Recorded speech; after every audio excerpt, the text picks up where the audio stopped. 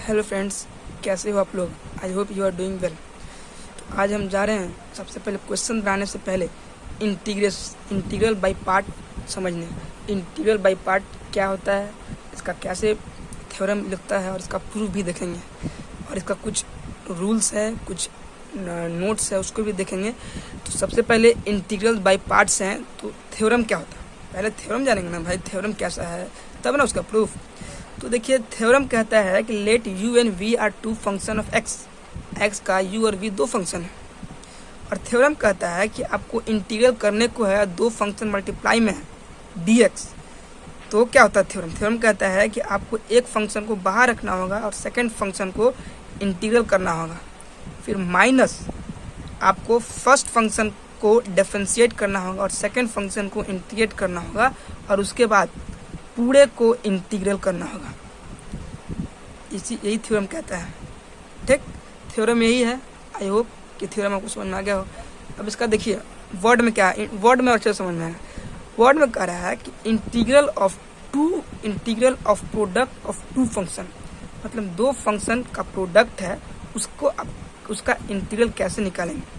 तो बराबर first function को बाहर करेंगे into integral of second function का इंटीग्रल करेंगे, minus minus integral of differentiation करेंगे फर्स्ट फंक्शन का, मल्टीप्लाई इंटीग्रल करेंगे सेकेंड फंक्शन का। ठीक, आई होप ये बात भी आपको समझ में आ गया हो हमने क्या कहा। ठीक है, उसके बाद ये बात है जो कि हमारा स्टेटमेंट भी है और इस तरह से भी है, हमने बता दिया। अब इसका चलिए प्रूफ पे चलते हैं।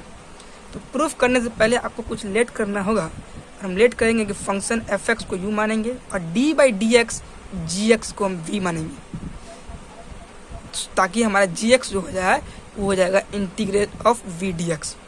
ठीक, तो देखिए प्रूफ में सबसे पहले दो फंक्शन दिया होगा f(x) और gx दिया हुआ रहेगा, और हम जानते हैं बाय प्रोडक्ट रूल कि दो फंक्शन का प्रोडक्ट दिया हुआ हो और उसको डिफरेंशिएट करना है तो क्या होता है, पहले फर्स्ट फंक्शन को बाहर करेंगे सेकंड फंक्शन का डेरिवेटिव, प्लस सेकंड फंक्शन को बाहर फर्स्ट फंक्शन को डेरिवेटिव करेंगे। ठीक, यहाँ तक आपको बात क्लियर हो गया होगा आई थिंक। उसके बाद ध्यान दीजिए, ये d/dx है ना, इसको सिर्फ हम इधर ले जाएंगे। अगर इधर डेरिवेटिव का सिंबल है तो इधर आके ये इंटीग्रल में बदल जाएगा।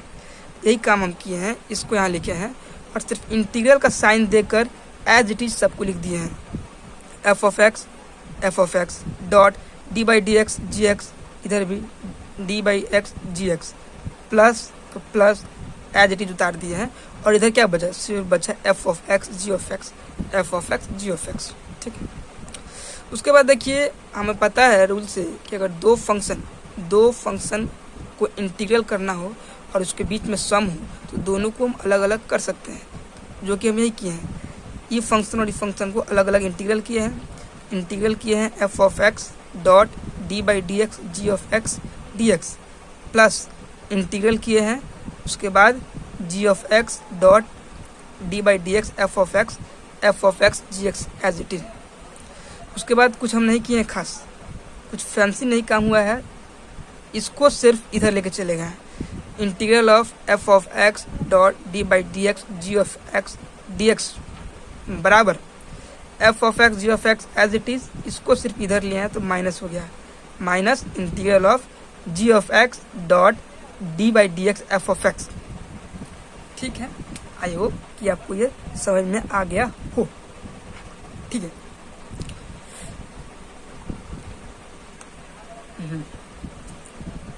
ना इसी को हम f of x को क्या माने थे, u माने थे, d/dx gx को v dx, u को बाहर gx है तो इंटीग्रल ऑफ v dx हो जाएगा।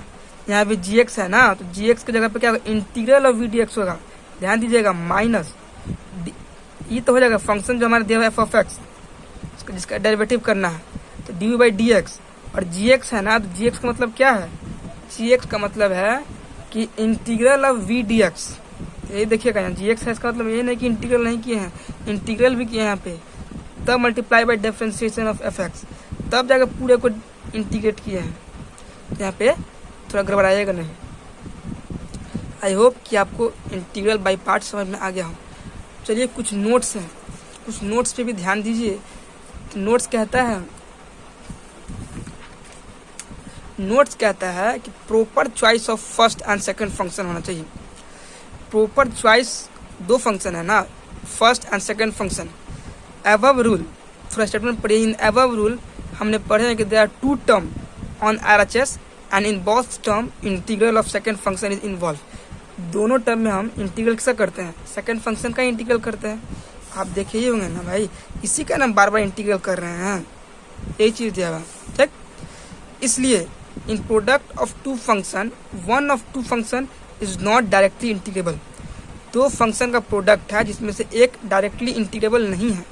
Example log x sin inverse x cos inverse x tan inverse x, इसको हम डायरेक्ट इंटीग्रेट नहीं कर सकते हैं। बस इसी तरह से we take it as first function and remaining को सेकंड फंक्शन लेंगे।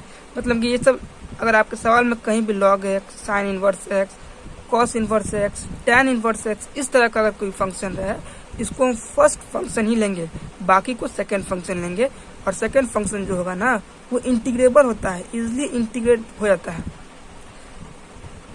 नोट 2 भी देख लीजिए।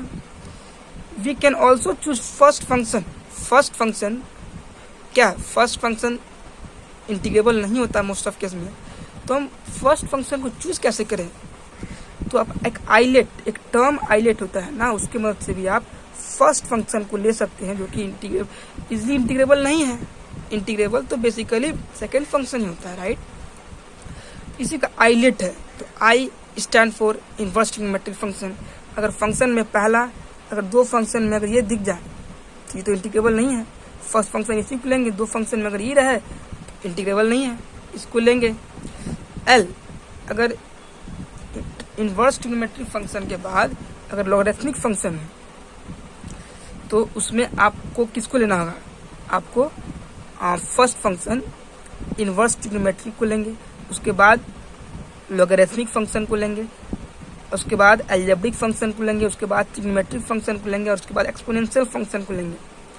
मतलब इन दोनों में से अगर कोई आता है, इनवर्स भी आ जाए लॉग भी आ जाए, तो उस केस में आप इनवर्स को हम एज अ फर्स्ट फंक्शन लेंगे और लॉगरिथमिक फंक्शन को या सेकंड फंक्शन। उसी तरह से आपको अलजेब्रिक फंक्शन आ जाए और एक्सपोनेंशियल फंक्शन आ जाए, तो उस केस में हम अलजेब्रिक फंक्शन क्या लेंगे, उस केस में हम फर्स्ट फंक्शन अलजेब्रिक को लेंगे और सेकंड फंक्शन एक्सपोनेंशियल को लेंगे। उसी तरह से इनवर्स ट्रिग्नोमेट्रिक फंक्शन और ट्रिग्नोमेट्रिक फंक्शन आ जाए तो इनवर्स ट्रिग्नोमेट्रिक को फर्स्ट लेंगे और ट्रिग्नोमेट्रिक को सेकंड फंक्शन लेंगे, क्योंकि ट्रिग्नोमेट्रिक फंक्शन इंटीग्रेबल होता है। आई होप कि आपको इंटीग्रल बाय पार्ट का कॉन्सेप्ट पूरी अच्छी तरह से समझ में आ गया होगा। हमें नहीं लगता कि इसमें किसी को कोई दिक्कत हो। अगले वीडियो हम इनके न्यूमेरिकल्स लेंगे, इनके कुछ क्वेश्चन लेंगे ताकि और कॉन्सेप्ट क्लियर हो। बट हमें नहीं लगता कि क्वेश्चन की भी ज़रूरत है। आप चाहो तो आप डायरेक्ट क्वेश्चन बना सकते हो। थैंक यू, मिलते हैं अगले वीडियो में क्वेश्चन के साथ।